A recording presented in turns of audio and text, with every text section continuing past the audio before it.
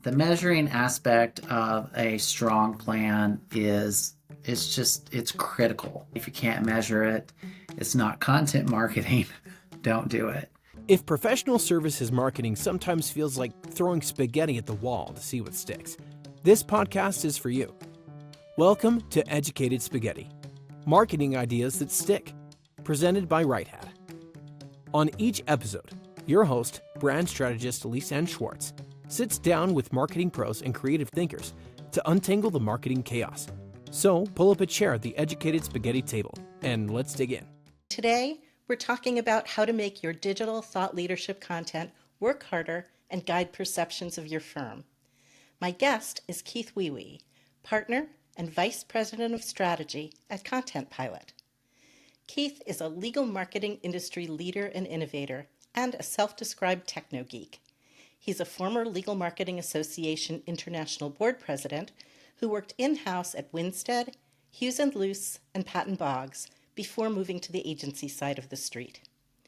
In almost 2 decades at Content Pilot, he's been instrumental in creating dozens of websites and helping clients adjust to changing platforms, tools, and user expectations.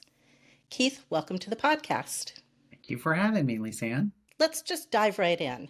Why is thought leadership content so important in professional services websites? Well, I would say why it's primarily important is because it gives potential buyers of legal services the ability to not only judge the capabilities of an individual lawyer, but also gives that buyer the walk-away perception and correct perception that a lawyer is staying on top of the trends, the new ideas, and the things inside the industry, inside the legal industry that are impacting clients. Best way to demonstrate that is through a really strong content strategy, a really strong written strategy that's focused on them. And what kinds of things are included in a strong written strategy? What are the pieces? I think the first primary component of having a strategy is actually having one. So you would be surprised, or maybe not surprised, of the number of random acts of content marketing that are happening out there. So I would say the primary component of a strategy is is putting one on paper. I would say that one of the primary components is, and these aren't necessarily in the order of importance, but it's certainly when you have a strategy, when you're creating one, is to have a method in which to measure that strategy. So KPIs. Long ago, I worked with a legal marketer. He's actually owned an advertising agency and happened to be the father of Luke and Owen Wilson. And we had hired him to do some work for us at Hughes & Luce. And he had uttered the phrase, if you can't measure it, it's not marketing, don't do it. And so I will steal that phrase, claim it as my own, and edit it to say, if you can't measure it, it's not content marketing, don't do it. The measuring component helps me make changes, edits, adjustments to my plan when things aren't working, and more importantly, support items with real data that are working that encourage ongoing use. I would say other components of a plan are, obviously to know or maybe not obviously, to know your clients, know the end user of that particular client. Who are they? What do they look like? What do they like? How do they read content? Understanding what channels that are important not only to the firm but important to the end user, and a cadence of content that makes sense. Not necessarily a cadence that makes sense for the firm, but a cadence that makes sense for the content. Sometimes you're going to have hot issues that require daily, hourly, weekly publishing. Other issues and other clients may have need for quarterly, annual publishing, things like that. So there's a lot of components that go into a plan. Well, starting with the first one that you brought up, KPIs, what are the things that you want to measure in terms of your content?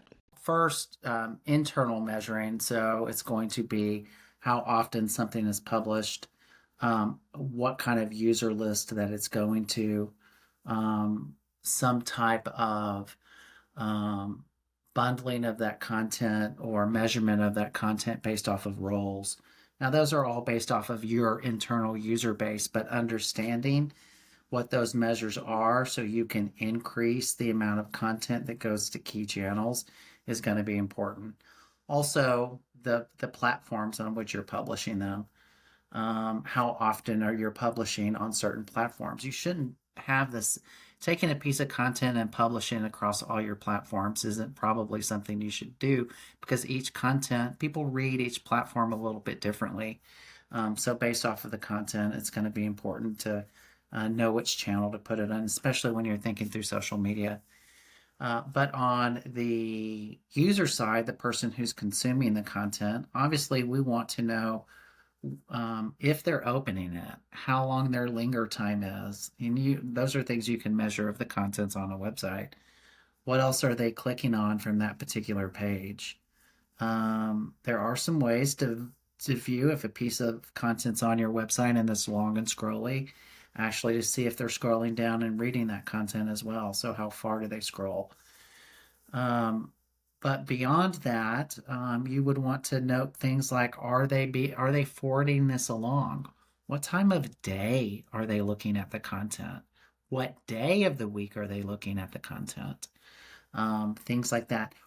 What type of content is increasing linger time on a website or anywhere? Do your users like more bullet form driven content, more narrative, or are they, do they geek out over images and want to look at those longer? Obviously, memorability is a key component of that, and hand in glove with memorability is the linger time, how long they're looking at that particular page. Um, and then whatever other KPIs a firm would come up with to determine success. You talked about random acts of content marketing. What do you mean by that? Well, I'm probably guilty of random acts of content marketing myself. Um, it's typically it's going to be it's reactive instead of proactive marketing. So, for example, I can use how I might interact with some of our clients is that I might see an article from time to time that might impact a particular client or mention them by name, or mention one of their competitors by name that do something unique in their space, and I might forward that along. It's quite reactive. I don't have it's not a part of my plan. It just the light bulb went on in my head when I was reading a piece of content, but it wasn't part of a combined, thoughtful, ongoing strategy of dripping out content to a particular client or groups of clients. A good plan around content is making sure that you're not just sending one piece of content and expecting that to really do anything for you. It needs to be part of an ongoing strategy and an ongoing drip strategy of sending content to a particular end user. So, how individualized do these plans have to be in terms of, I want to reach Keith, I want to reach our producer Maddie, I want to reach somebody else? Does everybody get their own plan? Um, in an ideal world, I would say yes, because everybody's content needs are different. But in the real world in which we live, we know in creating individual plans for individual end users would require a team so astronomically large and so minutely focused on the individual needs of the client of a client that it's likely not achievable. Um, but I would say that um, taking clients and categorizing them based off of need, type, the things that they're interested in is going to be it is an important part of the process, and probably one of the areas that firms don't necessarily think of when they're publishing their content. They group all of their trust and estates clients into a single category and treat them all the same, but they're not. They're not the same. They should be thinking of individual categories underneath each of those groups that might have needs. Some trust and estates clients could be, high wealth individuals. And like, granted, a lot of them are going to be obviously, but they could be younger individuals. They could be older individuals. They different portions of their life, their own individual life cycle, which is going to change the way that they consume content. And if you think about it that way, and with our desire of creating this content, which is what do we want people to do? We want them to read it. I want them to remember it.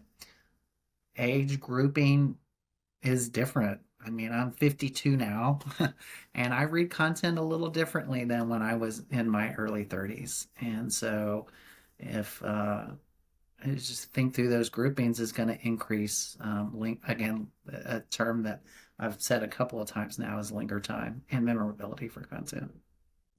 Well, when you think about age groupings, what do you do about the much younger cohort that really isn't reading all that much at all? Is that taking us in a direction of making more of our content video? I think the answer to that question is a resounding yes. We live in a TikTok world, and we have to think through how people read content via TikTok. A lot of it is, for example, stitched content. It's not even my content. I'm stitching it and offering a point of view on somebody else's content. Um, what else does video content do? If in a TikTok world, again, it's video, but in a TikTok world, it's brief, right? It's not long because the attention level is lower for that particular channel. As a self described person with a low level of ongoing lack of attention to a specific subject, I like brief content as well. Why does so much of this content go unnoticed? Lawyers and law firms are not providing the content based off of how people consume it. Um, so they continue to write content that is essentially what I call the wall of content, uh, which is often impenetrable, right? It's all written in paragraph format. It's hard to consume. It's easy if you're looking at it on a screen and it's on their website. It's easy to get distracted with a Teams message or with with a pop up from my Outlook that says I've got something else to look at, so I'm easily distracted from it. And I'm easily distracted because I'm struggling to read it. So it goes unnoticed because we're not creating content based off of user behavior and how people like to receive and have memorable types of content. I'm big on data visualization. I think it's highly important. I still will go back and use, I guess the older term for that is infographics. I like infographics. I just do. But visualizing data gives me some type of visual interest that I want to look at that a little more. I will linger on that stuff a little more than I would reading the content, and I'm gonna remember it. So thinking through having even testing those different types of content um, and seeing and measuring those is going to determine how often I put that content out, the types of content out to my user base. Are you able to see a difference in the linger time between these different types of content? So the more traditional paragraph form, sort of long form content, Do you see it having a shorter linger time than something that is more data visualization driven? Yes, absolutely. We've done a little bit of analytics research on it, and we do see about a 25% increase in the linger time on an individual page. And again, when I say page, since we are a website agency, we're looking at this content through the lens of the website. So from a website perspective, where I can judge linger time on an individual page, we're noting that pages with different types of content on it, and I'm not just talking about infographics at this point, but different types of content on it will get about a 25% bump in the linger time on the page. They will also be scrolled down on further. So pages, we scroll now. People are used to scrolling on websites, but um, you can judge how far a person scrolls down on any particular page. And we see that more visually driven pages around content have people scroll down a little further on those pages. I don't know the statistic honestly, but I do know that they scroll down. There's a higher percentage of people that scroll down past the 50% mark, is what I'm saying, on a page when it's more visually driven. But law firms typically use one narrative content. That's it. Well, and all of that is very compelling if you're able to get that information and those analytics and feed them to a marketing team. But I'm wondering, in your experience, how close is the connection between the people you're giving that information to and the actual content creators? Well, I think that that connection is close. I mean, I think what firms could do is, if they have a strategy and they have a plan in place, that they can insist on certain types of content. Okay, write me a a narrative piece of content, and please include two call outs in that content. That should be easy, relatively easy for the writer of that content to create. AI can give us the high level points. It does that now. I mean, there's so many platforms that you can use now if you're reading an article to click on a button and say summarize this for me. So AI can provide the summary points of that content. Um, Getting to the other pieces of content is a little more challenging.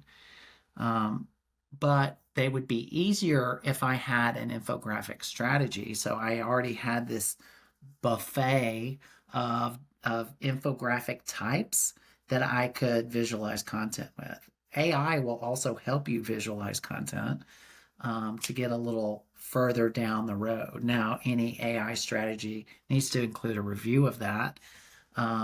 It shouldn't just be put out based off of how AI provides it, because it's not quite there yet. But I think there can be some table stakes visualization things that we focus on and that we insist on. There can be some automated things that are easier to do too, that help link the writer with the marketing and business development team. And then for those extra special needs around the type of content, then you can decide whether or not an audio component or a video component is necessary. How can firms structure their website overall to make their key content more accessible and more engaging? I think that the primary way is making sure that content is topic driven, and that it is categorized via not only high level topics, and by high level topics, a lot of firms do this already, but based off of practice or industry or niche areas, but digging deeper into keywords, digging deeper into um, uh, key topics or key trends that allow me as the user to further parse that content based off of what I need. It's one of my biggest complaints about how law firms utilize blogs. My opinion is that people love blog content, but when people go and visit a blog, they only want to see content that is specific to that blog. Don't give me everything else. Give me what I'm asking for. Um, the same applies to how the content is structured on the website. I only want to get to what I'm asking for. I don't need all of this other stuff. I don't want all of this other stuff. So it needs to be bundled in a way that gets it down to, I can get down to the 4 or 5 niche pieces of content that I'm looking for. What's the role of, in that case, having something like a microsite or a resource center or a blog? How does that play into the strategy? I'm a big believer in microsites. I'm a big believer in blogs. I'm a big believer in those areas though only if it's worthy of such. Firms that have, I would say, 20 or 30 microsites or blogs, um, I'm wondering whether or not how that strategy is playing out for them. Um, I think content should be categorized in microsites and blogs, but it should be based uniquely off of visitor and user behavior. A good example that I can think of is Baker Hostetler. So they have about 10 to 12 different blogs and microsites focused on individual needs of clients. And I actually subscribe to some of those blogs, not to all of those blogs. And I can see that from all appearances, that each blog has its own strategy related to content publishing because some are publishing constantly because things are constantly changing and some are a little more putting out content a little more slowly. I know that I can go to one of Baker Hostetler's sites, and if it's IP driven, I know I'm only going to see IP driven content. And that's important to me because that's all I really want to see. It meets my expectation as a visitor. Um, but also, it's going to publish information that is in certain areas, like on the homepage, that the trending items that I need to pay attention to, they're going to push to the top of the page. And it's going to offer me other resources if I want to dig a bit deeper to know who their team is or to know some additional offsite resources that might be important to me as a person who owns a company that is in the intellectual property space. What kind of cadence are you looking for in terms of publishing this kind of sort of niche focused content? I will say that it is, again, even though the cadence is going to be based off of the specific needs of the content, and the cadence is going to be different for any blog, microsite, or any piece of trending content that you have. Um, I want to, I need, me as a user, this is my visitor expectation. If I go to a site and I haven't seen a piece of content published within the last 2 weeks, probably 3 weeks, my antenna are going to raise. Like, why have they not published more? So I think what any firm needs to decide is what the visitor expectation is on, not their expectation, the visitor expectation on seeing how often content needs to be published and when a visitor is going to have an expectation that content isn't that site or that page isn't fresh based off of when the last piece of content is because it's front and center. And PS, not publishing a date on content is not an option. Don't do that. Give me a date. That's my expectation. So give it to me. But I think they have to decide individually of how of when that's being put out. But again, my personal belief is at a minimum, content should be every week to 2 weeks at a minimum. And ideally, you should be publishing content weekly. So let's say you are somebody who really wants to put together a real meaningful content plan. Where do you start? I think the first thing that where you should start is identifying a group of individuals that you want to work with on this particular content plan. Um, I am a firm believer that you should only work with the willing. Do not work with the unwilling because of all the reasons we talked about before. That having that cadence, if you're working with the willing, that you're gonna get people are want to send you content. Um, don't make me ask you 5 different times for a piece of content that is going to that is meant to promote you and promote the firm. If I have to do that, I'm spending all of my time begging and pleading for content as opposed to thinking through how that content can work best for my firm. I would say the second piece is to create a framework, the ideal framework for a piece of content that has a piece of content has these components, and every piece of content that we produce is going to check these individual boxes. These are the must-have components, and it's going to be different for every firm, and it's going to be different based off of the audience, specifically.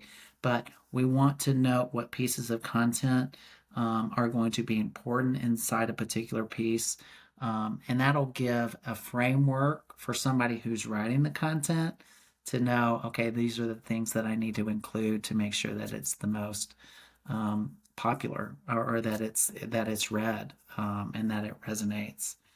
So that's honestly where I would start. And then third, and it's just again, create a plan. The next, create a plan for making sure that I know where I'm publishing, when I'm publishing, how often I'm publishing, and measure the success against that plan. Keith, are there any resources that you would suggest for somebody that wants to sort of improve their ability to put together or to carry out a content plan? I would. I've got a singular resource that I use, and it's the Content Marketing Institute. So you can just Google it. In fact, if you just Google content marketing, most likely their site's going to be one of the first results to come up. I'm not a member of the Content Marketing Institute, but I certainly creep their content like you would not believe. I would say one that people do know about, but they may not necessarily use, and it's just whomever they're using as a PR agency. I mean, PR agencies, they got it down, man. I mean, they know when and how and to write content. They know when and how to publish it. They know what time of day to publish it. These are the experts in our space. How would you describe your secret sauce for making digital content more compelling and effective? Well, I will say the secret sauce, which may not be quite so secret, but it's has one single ingredient. It's perseverance. Is the key ingredient there. As my business partner and fabulous friend Deborah McMurray likes to say, well, she doesn't say the specific for content marketing, but she likes to use some of the stuff that we do isn't for the faint of heart. And so a content marketing strategy is not for the faint of heart.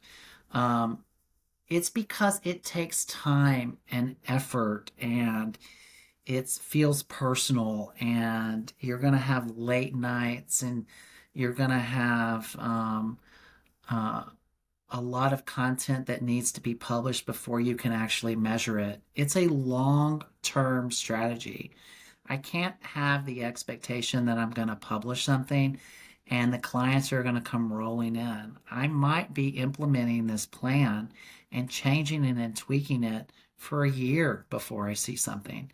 And that would give people that's disheartening, right? I mean, I want to see we are immediate, we want to see results driven want to see the fruits of our labor quickly, and you're likely not going to see that in so many instances related to content. You might see some, but you're not going to see your plan recognized immediately. So that secret ingredient is perseverance.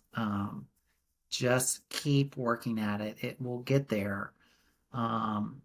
But the keeping at it, keep chugging along aspect of it is the most important piece.